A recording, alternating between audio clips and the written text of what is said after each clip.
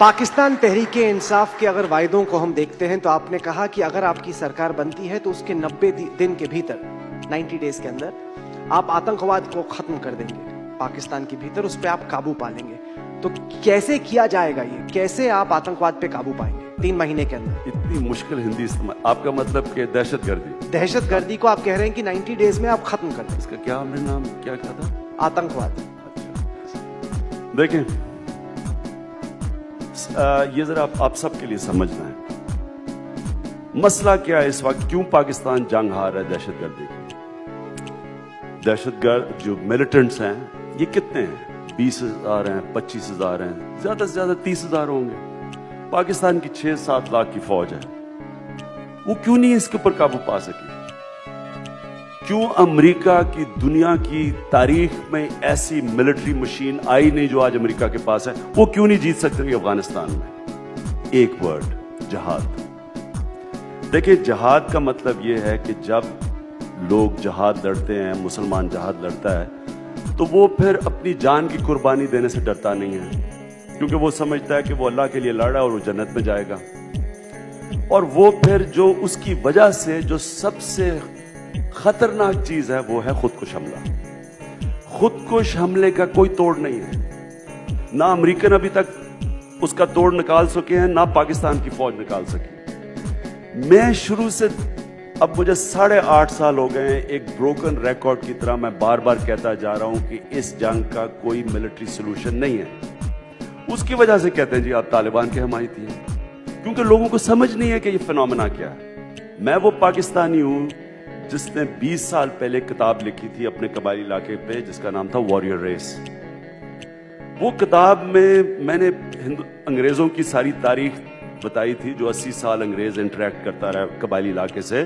انگریز نہیں جیت سکا وہاں، سپر پاور تھا اپنے وقت، وہ دلدل میں پھنسا ہوا تھا. آپ حیران ہوں گے کہ وزیرستان میں زیادہ انگریز فوجی مرے بنسبت سارے ہندوستان کے اندر. اس لیے وہ اللہ نے 2 مخلوق پیدا کیے ہیں، ایک انسان پیدا کیے ہیں، دوسرے پٹھان پیدا کیے ہیں، اور خاص طور پہ وہ والے. یہ جتنا آپ ان کو ماریں گے یہ اور لڑیں گے. میں اس لیے ان کو بتاتا جا رہا تھا یہ کاؤنٹر پروڈکٹیو ہے. آپ بامبنگ کر رہے ہیں ان کے گاؤں کے اوپر، آپ آرٹلری چلا رہے ہیں، ان کے بیوی بچے مار رہے ہیں.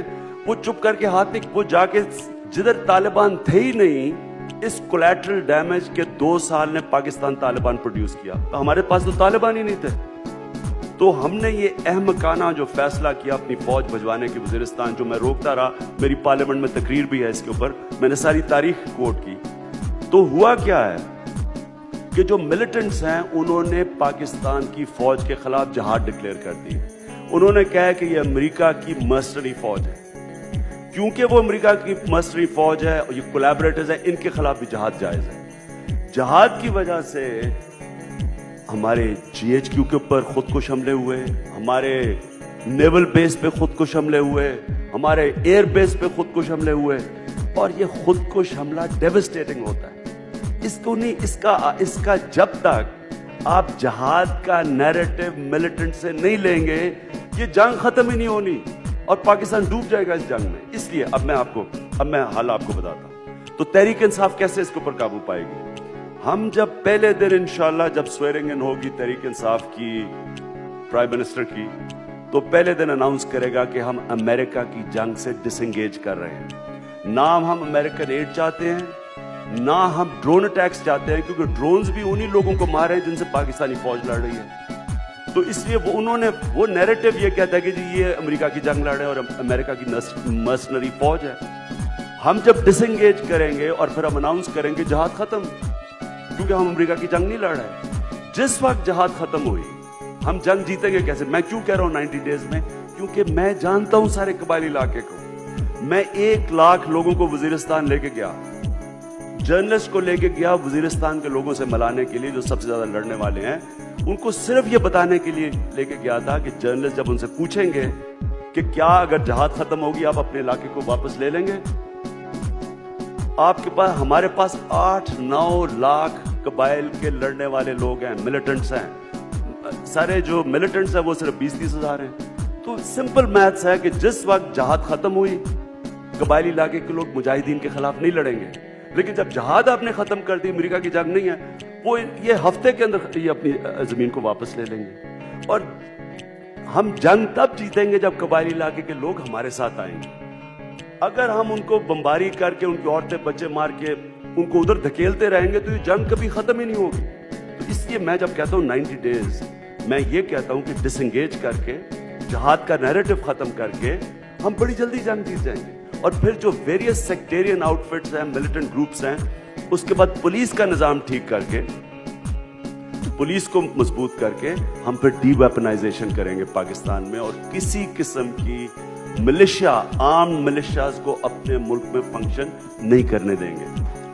اگر عمران خان پالیٹکس میں اور پاور میں اس لیے آ رہا ہے کہ اس نے اپنی فیکٹریاں لگانی, اپنے بینک بیلنس سوئس بینک میں پیسے رکھنے ہیں, تو وہ بھی کچھ نہیں کرے گا. وہ اپنے آپ کو پہلے رکھے گا اور ملک کو آگے بعد میں رکھے گا. لیکن اگر ہماری حکومت نے یہ فیصلہ کیا کہ یہ ہمارے گولز ہیں, یہ ہمارے مشن ہے, یہ ہماری ویژن ہے, اور وہ پرائرٹی لے گی, تو اس میں آپ کو یقین دلاتا ہوں کہ سب فالو کریں. میں آپ کو پھر سے مثال دینا چاہتا ہوں, ترکی کی جو مثال ہے, یہ آپ سب یاد رکھیں کہ ترکی کی فوج نے وہی کیا جو پاکستان کی فوج نے پاکستان سے کیا. لیکن ترکی کے اندر ایک ایسا لیڈر آیا جو اسٹیٹسمن تھا, اس نے اسی فوج کو اپنے کام پہ لگا دیا جو ہے کہ بارڈرز کو ڈیفینڈ کرنا. اور وہی لیڈر مورل اتھارٹی کی وجہ سے آج آپ دیکھ لیں کہ وہ کہاں سے کہاں ترکی کو لے گیا, اور اس کی ویژن ہے. کیونکہ سب سے بڑی بات یہ ہے کہ اس کے پاس مورل اتھارٹی اس لیے ہے کہ لوگوں کو, سب عوام کو پتا ہے کہ یہ اپنے لیے نہیں پاور میں آیا, یہ ملک بہتری میں آیا ہے. اور آج ترکی کی جو گروتھ ریٹ ہے وہ چائنا کے بعد سیکنڈ ہائیسٹ ہے. تو اس لیے لوگ اس کے پاس مورل اتھارٹی ہے. دیکھیں, اگر ایک ڈیموکریٹک گورنمنٹ اپنی مورل اتھارٹی کھو بیٹھتی ہے تو فزیکل اتھارٹی فوج کے پاس ہوتی ہے.